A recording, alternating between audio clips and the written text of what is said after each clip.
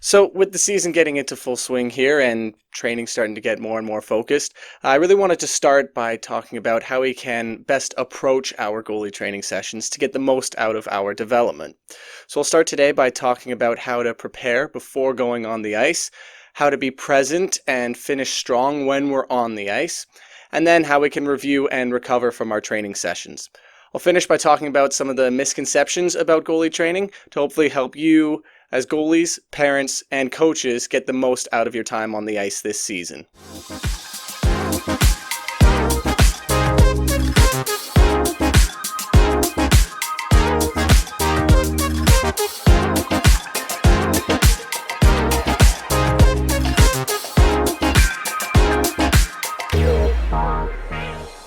So the first thing that I want to talk about is the importance of preparing before we step on the ice.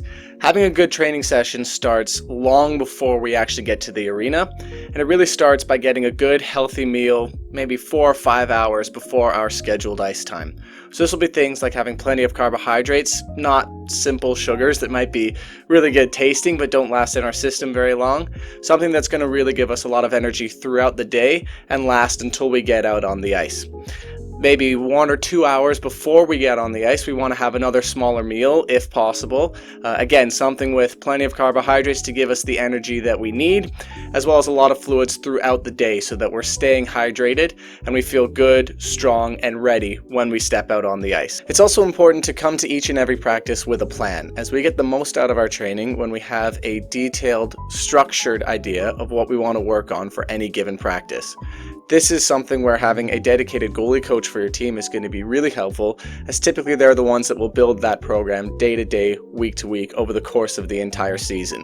Having said that, there are times where as goalies we need to be proactive in our training, especially if it's going to be a practice where our goalie coach is not able to attend.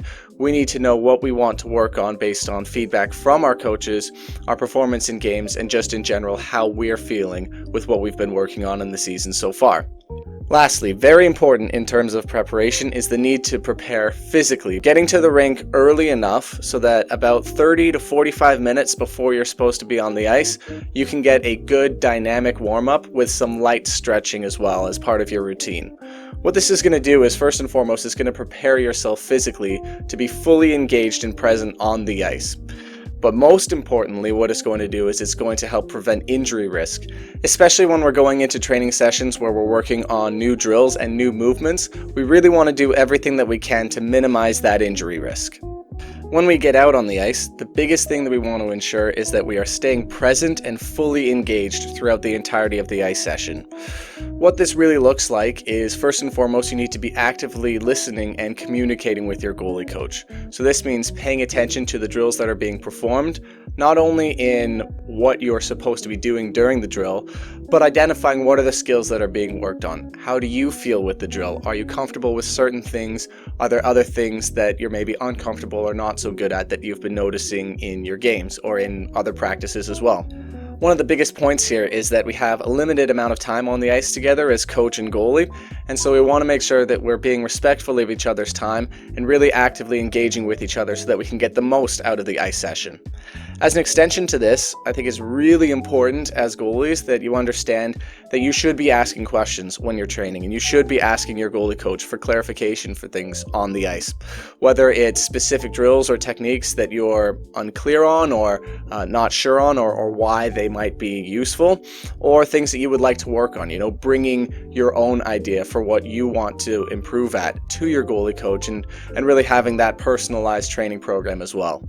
A really good goalie coach is going to be able to work with you and build that program alongside what you want to work on with what they're bringing to the table as well. Lastly, this is a really big thing that I try to drill into my goalies, is having good habits. So I like to say that good habits in games are built by having good habits at practice. So this is really just doing all of the little things right and really focusing in on all those small details, making sure that we're watching the puck in every single time with our eyes, making sure if there's a rebound that we're recovering quickly and following, and when we do that recovery, that we're recovering properly with getting our power leg underneath us and getting a good strong push or slide over to the puck. We really want to be competitive on the ice. At the end of the day, hockey is a sport, and one of the greatest things about hockey is that we get to compete with each other. We get to say, okay, you're coming in on me, I'm going to be better than you, and I'm going to stop that puck. Right? We want to have that competitive edge to our game. And again, that is built by having that competitive edge in practice, either with your teammates or with your coaches on the ice.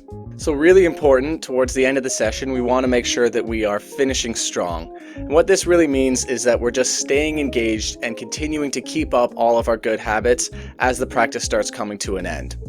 At the end of the session, you want to make sure that you're doing a really good review of how the practice went. So talk to your goalie coach or your other coaches on the ice. Talk about where you felt you improved, what did you feel still needed work, and how can you incorporate that into your future training sessions.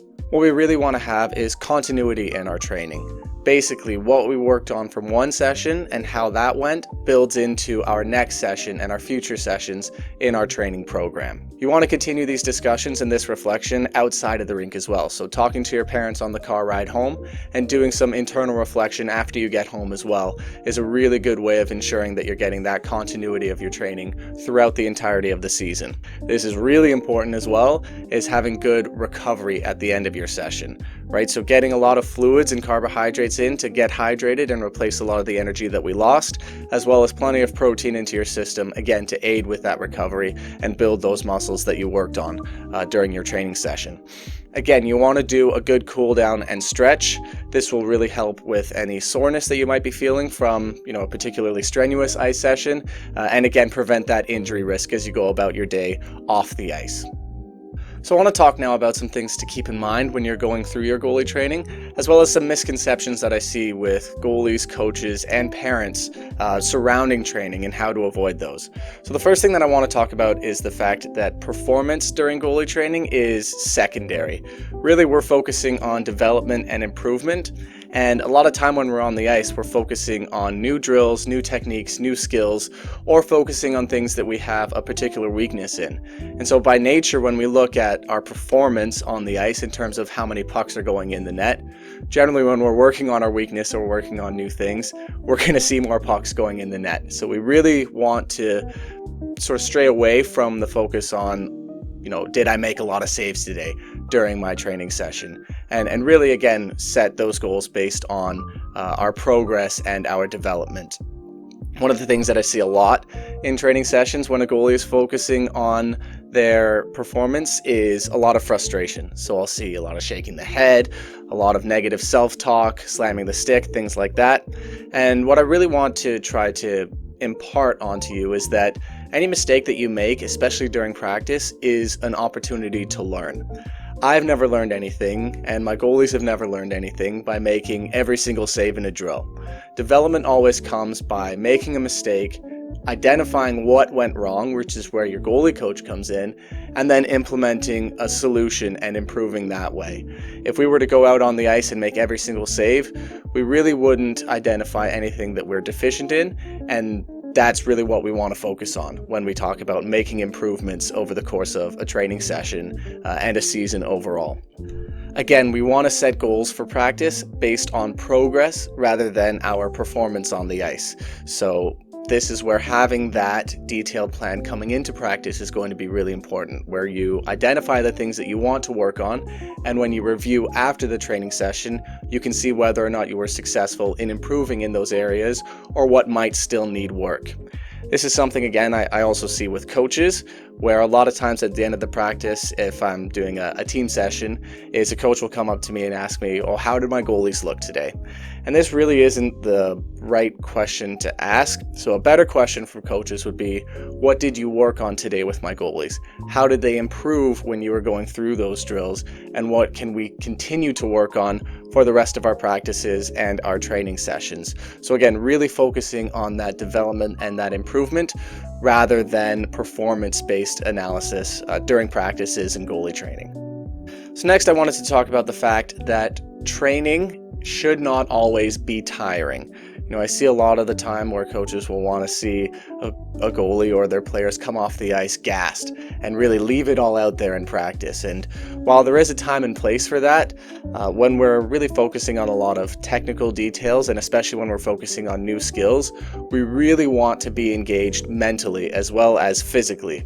And when we get super fatigued, it can lead to a lack of focus. I mean, we've all been there at the end of a long day of school or a long day of work where we're just physically and mentally drained and exhausted, and we can't focus on all of the little details of what we're working on. And goalie training is no different. If I wanted to get my goalies really, really tired and that was the goal, I would just have them bag skate and do laps around the ice, and they would get 0% better at stopping pucks. So when we're on the ice and when we're doing, again, that technically focused training, we really want to avoid a lot of fatigue so that we can be mentally engaged on the ice, be present on the ice, continue to have those good habits, and implement those new skills right away. We're looking at specific movements, specific scenarios, and specific techniques. And there might be a lot of dialogue between repetitions. So a lot of the times I'll stop my drill, I'll talk to the goalie, I'll get down on one knee with them, we'll have a lot of conversation, and then we'll go back and we'll do another set of repetition. There is a time and place for those really exhausting and really fatiguing drills. So this will be areas where we're looking at doing specific conditioning sessions. But again, the focus is not just on conditioning for conditioning's sake, right? Part of when we're doing these fatiguing drills is we want to make sure that we can continue to have good habits and good technique as we get more and more fatigued, right? We don't want to just get exhausted and completely lose our net and lose our ability to play goal. We want to get fatigued and be able to continue to have those good habits and to play well through our fatigues. So to recap, having a good session starts, as we talked about, with our preparation, making sure that we're having good nutrition and that we're preparing ourselves physically and mentally and having a plan when we come to the rink of what we want to work on. During our session, we want to stay engaged, ask questions, have dialogue back and forth between our goalie coach, and really have our own input on our training to really personalize that training as well. Again, we want to be focusing on learning opportunities rather than mistakes, and improvement and development rather than performance on the ice. Again, we want to make sure that we're properly reviewing and recovering from a training session. One of the things that I like to ask my goalies at the end of a practice is, what are 3 things that we can take away from this time on the ice? Either things that we felt that we did really well at, things that we feel like we can improve on, and how does this relate to my ultimate goals of being the best goalie that I can be, and building that continuity from one training session to the next. So that is it for me on this one. Thank you all very much for watching, and I really hope that there's a lot of stuff here that you guys can take and apply to your training sessions throughout this season to really get the most out of your development.